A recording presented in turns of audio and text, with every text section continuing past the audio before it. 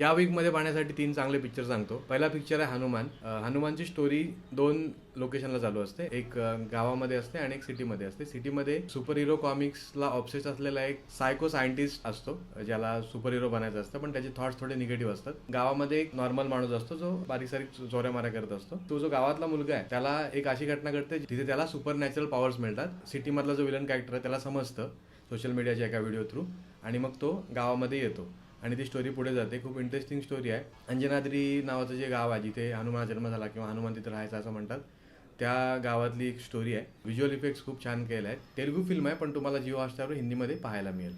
दुसरी फिल्म आहे खो गए हम कहाँ. त्याच्यामध्ये अनन्या पांडे, सिद्धार्थ चतुर्वेदी आणि आदर्श गौरव हे 3 लीड ॲक्टर्स आहेत. जी जनरेशन किंवा जी नवीन आताची जनरेशन आहे त्या जनरेशनवर ही फिल्म आहे. ही जनरेशन सोशल मीडियामुळे इतकी इन्फ्लुएन्स झाले की त्यांना तीच लाईफ रिअल वाटायला लागते. खूप चांगली शूट केले, खूप चांगली डिरेक्ट केली आहे. नेटफ्लिक्सवर तुम्हालाही पाहायला मिळेल. तिसरी एक मराठी फिल्म आहे लाईक अँड सबस्क्राईब.